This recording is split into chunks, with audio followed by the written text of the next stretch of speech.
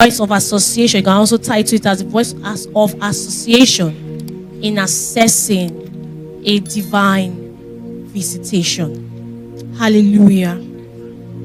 Proverbs 13, verse 20, the Message translation. Proverbs 13, verse 20.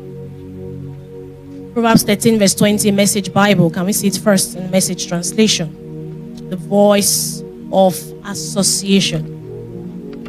It says, become, can we read together? 1, 2, 3, go.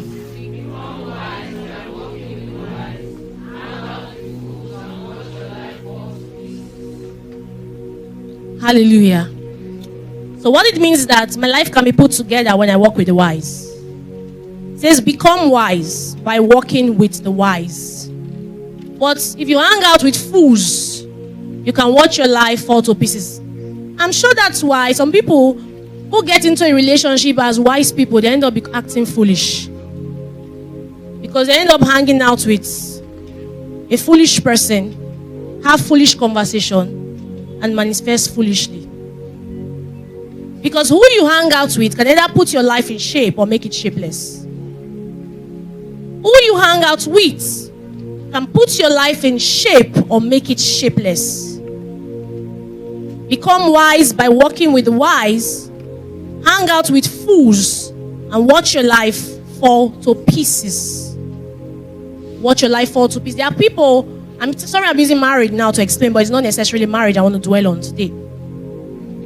There are people who had good vision, had a good direction, knew their purpose. They were even thriving before they got married. They got married and their life began to fall into pieces because of wrong association.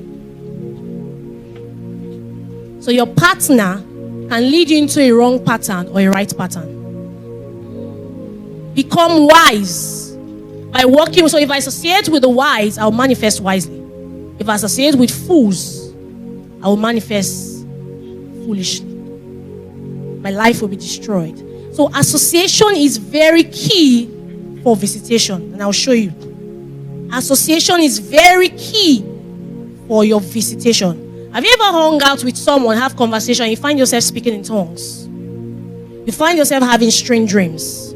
You find yourself even experiencing encounter in the conversation. But there are people after conversing, all you think of is sex, sex, sex. You won't be getting angry. You don't even know why you're getting angry, but you're angry. Because I realize that in conversation with who you are associated with, there's a spirit that's transferred. It's a spirit. That's why words are powerful. People don't know. Your conversation has a backing of spirits. Words are very powerful. How powerful words are, I've so experienced it and I've had revelation with it that sometimes if I'm not really happy, I don't like to cancel. Because why? When I cancel, I can talk out of the abundance of my heart, not out of the abundance of revelation. Even if I even say the right word, but the spirit that is backing it is offensive. And so I can transfer pollution to the person's heart. Words are spirits. If you don't pick anything from anything today, pick this one. That's why you need to be conscious of what you say. There's something called association with words. How what you say matters because there's a spirit. If inside you're already hot, if inside you're already feeling down, when you say those kind of things, you can transfer an offense, you can transfer hurt. You can even be telling your fellow departmental person that, this guy is good though, but your mind is bad. It's what is inside that you transfer. The person will not know why you said, the guy is good. But she's going out, she's hearing bad. That's the word she's really hearing. Because your internal, what is inside, what is transporting it is louder than what you are really saying. That's why for some persons, even if you find a good man, because your confession has been bad from inside, your thinking has been bad, everything. You have associated with bad friends. I've told you that there are no faithful men. Somehow, you will just find out that you will just, even though you are meeting faithful people, your eyes cannot see because what your spirit is transporting is that men are unfaithful. Life is deep. And what you associate with or who you associate with is very deep. Let me show you something. Let's look at Genesis 30, verse 25 to 28. Can I have it in CV? CV. CEV. Is it possible? Can I have it in contemporary English version? CEV, Genesis 30, 25 to 28. Let's see something. Good. Media. Thank you. It's enough. And the ovation is too loud. People are not humble. See now. You can see. Genesis 20, 25. CEV. Okay, now see. So you already know the story. You know the story between Jacob and Laban.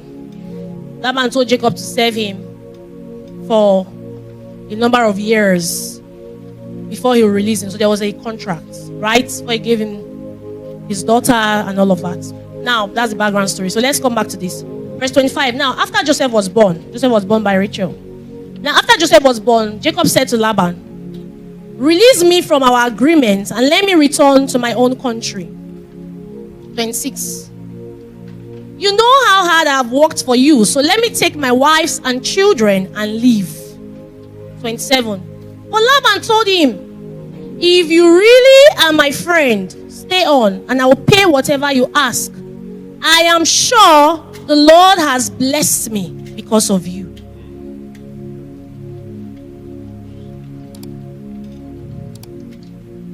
Association.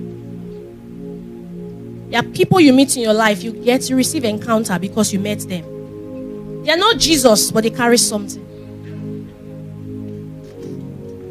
I remember years ago, I went to a salon, my singlehood. The lady told me that, I don't know if it has ever happened to some females here. She said she has not had customers. In fact, in 1 week, she has actually not had customers. But she said, when I came in, she finished making mine, I left, I took her number, I like what she did. She just realized that people started coming in back to back, and I didn't do publicity. There are people that naturally carry favor. When they come into your office space, you just realize that something just happens. There's an increase. There are people like that. They're just people. It's not because you're not carrying favor. They're just some people that come with that ease. It's not in how hard Jacob actually worked. There are people who work hard. They labor, but those people, they just do small thing. There's this ease. And when they come into your space, they give you that ease. There are people like that. He said, if you really are my friend, stay on. The contract was over, but he couldn't release him because of what he was carrying. If you really are my friend, stay on and I will pay whatever you ask. I am sure. He was so sure. He noticed the difference. It's not as if he wasn't working hard. Probably he had seen that, I've been using the same tool that Jacob is using. He was older, so he knew older skills. He knew the older methods. He knew how to handle things better. It was experience. You cannot have true experience in life, no matter what. So he knew all of these things, but he realized that when Jacob stepped in and said, you know, he noticed a tangible difference. That's why you must pray every day for the right connection. It's a prayer to pray every day. He said, if you really are my friend, stay on. He couldn't let go of him because there was something Jacob was carrying. I am sure the Lord has blessed me because of you. I am sure the Lord has blessed me because of you. NKJV says, please stay. If I found favor in your eyes, if I've learned by experience that the Lord has blessed me for your sake. Association is very key. Let's look at one of the ways to associate. Number one, associating with the right information. Associating with the right information.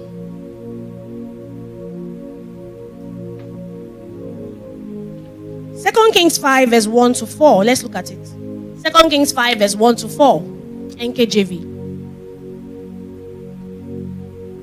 Look at the story of Naaman. Naaman was the commander of the army of the king of Syria, but he was a leper. He had won victories. He had given Syria victories. It says in verse 1, it says he was also a mighty man of valor, but there was a but. He was a leper. Verse 2. And the Syrians had gone out on raids and had brought back captive a young girl from the land of Israel. So they brought back a maid who was an Israelite. She waited on Naaman's wife. She was serving Naaman's wife. Verse 3. Then she said to her mistress, if only my master were with the prophet who is in Samaria, for he would heal him of his leprosy. What did she bring? Verse 4. And Naaman went in and told his master, saying, thus and thus said the girl, who is from the land of Israel. And the king of Syria said, go now and I will send a letter, blah, blah, blah. And you know the rest of the story. What happened? He was cleansed. Now, this was associated with the right information. There are certain prayers you are praying, all you need is the information. Information is an answer. There are certain prayers you are praying. You just need to know that they are going to get, this is the time for the job, the job announcement, the job opening. This is the time where it's happening, what is happening, where it's happening. This is the time to meet that man. There are information you need to pray for to have at the right time. There is something called the right information. It's not necessarily people, but the right information. But in this case, there was the maid and there was the information. The right information. I've heard of testimonies of people who come for a prayer and say, somebody told me to come. That when I come, this and this will happen. My healing will take place. I remember watching a man of God, I don't mention his name, he's very popular. And I watched live streaming his conference on YouTube. He organized it recently. And one of the person that was giving testimony, she said, somebody told me to come for this conference. And when I came, I received strength on my bones and I started walking. She dropped her clutches. Somebody told her. Somebody not just said that she had doubts. Somebody said, come, it is happening and you receive your miracle. The right information. She was in the same environment, but she didn't know it was happening there. One of my friends got a job in one of the biggest oil companies in Nigeria. Today she's well traveled. She travels a lot. She travels outside the country everywhere. She's in a top position now. How did she get it? She went to a cyber cafe to go and do another thing, to print out something. She wasn't even going there for a job, nothing. She wasn't prepared, nothing. As she was there, somebody just told her that, are you from so and so tribe? It's like Olu or something. They are doing recommendation. Where is your village? She didn't know the person from Adam. But you say, hey, excuse me, I think the person poked on something, I don't know. Or just mention it to her. And she was like, oh, I'm from so and so place. I said, okay, quickly run home and go and get this particular document they are submitting now. And the deadline was that day. This was something she was even praying for another job that was not up to this. The right information can exceed what you have been praying for.